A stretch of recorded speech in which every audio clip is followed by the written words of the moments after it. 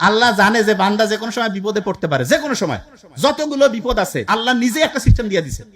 কি বিপদ? যে ভাই মন খুব খারাপ, খুব টেনশন, কিছু ভালো লাগে না, বুক ধরপড় করতেছে, খাওয়ার রুচি নাই, ঘুম আসে না, এই যে যত সমস্যা, কাউকে ডেকে কথা বলতে পারছি না, কিছু নাই, আলহামদুলিল্লাহ আল্লাহর কাছে শুকরিয়া আদায় করে সাথে সাথে হচ্ছে বুক ভরে শ্বাস নিব, শ্বাস ছাড়তে থাকবো, বুক ভরে শ্বাস নিব, শ্বাস ছাড়তে থাকবো। বিলিভ মি, যখন এই কাজটা করব শরীরের প্রত্যেকটা কোষ ঠিকভাবে অক্সিজেন পাবে। এবং তার চেয়ে অসাধারণ, আমাদের ফ্রেনিক নার্ভ বলে একটা নার্ভ আছে, সেই নার্ভটা শান্ত হয়। এবং নার্ভের একটা অসাধারণ বৈশিষ্ট্য, একটা নার্ভ যদি শান্ত হয় সে তার পাশেরটাকে, ওইটা তার পাশেরটাকে, ওইটা তার পাশেরটাকে, এরকম করে লক্ষ লক্ষ কোটি কোটি নার্ভ মুহূর্তের মধ্যে শান্ত হয়ে যাবে। বুক ধরপড় কমে গেল, খাওয়ার রুচি চলে আসলো, ভয় কেটে গেল, রাতের ঘুম ঠিক হইলো। আল্লাহর কাছে এসে বড় শুকরিয়া আর কি আছে?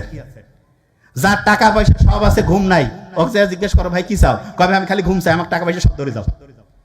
কিন্তু আমরা এটা দাম দেই না কেন? কারণ ফ্রি পাইছি। আল্লাহ সবচেয়ে দামি জিনিসগুলো আমাদের ফ্রি দিয়ে দিয়েছে। জাস্ট কাজটা কি? কাজটা হচ্ছে ওইটাকে সায়েন্টিফিক্যালি আমাদের ব্যবহার করতে হবে। সকালে ঘুম থেকে উঠে শুকরিয়া আদায় করলাম, তারপরে কি করলাম? খুব সহজ কাজ, বুক ভরে শ্বাস নিলাম, ছাড়লাম। তারপরে দাঁত ব্রাশ করি না?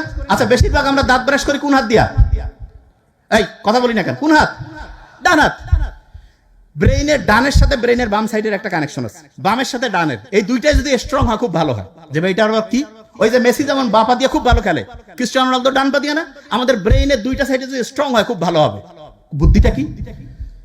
বুদ্ধিটা হচ্ছে আমরা যখন এই মাথা আশ্রাই ডান হাত দিয়া, দাঁত ব্রাশ করি ডান হাত দিয়ে, এখন থেকে সকালবেলা যখন দাঁত ব্রাশ করবো, কালকে থেকে শুরু করা লাগবে।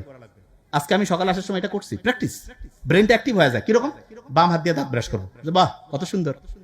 মাথায় যখন চুলটা আশ্রাবো, বাম হাত দিয়ে।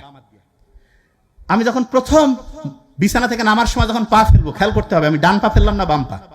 যে ভাই এগুলো কি কোন? হ্যাঁ, ব্রেইনের অ্যাক্টিভিটি বাড়তে থাকবে। ছোট্ট ছোট্ট কাজ, রকেট সায়েন্স না, কিন্তু লাইফ চেঞ্জ করে দিবে ইনশাআল্লাহ। এবং আব্বা আম্মার সাথে দেখা সাক্ষাৎ, যারা একই জায়গায় থাকি, আব্বা আম্মার সাথে হচ্ছে সালাম দিব। এবং সবচেয়ে মজার ব্যাপার, আমি সবসময় বলি কি, আল্লাহ যা কিছু আমাদের জন্য ফরজ করছে, যা কিছু, প্রত্যেকটা হচ্ছে আমাদের নিজেদের লাভ। কিরকম? আমি মায়ের সাথে বাবার সাথে একটু হাসি মুখে কথা বললাম, অক্সিটোসিন ক্ষরণ হইল। অক্সিটোসিন হচ্ছে আমাদের রক্তের যে নালীগুলো আছে না, কাপড় ময়লা হইলে যেমন সার্ফ এক্সেল আর সাবান দিয়ে ধোয়, অক্সিটোসিন হচ্ছে রক্তের নালীগুলোকে এরকম পরিষ্কার করে দেয়। এবং তখন হয় কি, রক্ত ঠিকভাবে প্রবাহিত হয়, ব্রেন চাঙ্গা, হার্ট চাঙ্গা, মন খুশি, যা খুশি অসাধারণ কিছু করব। বাপ মাও খুশি, আমরাও খুশি।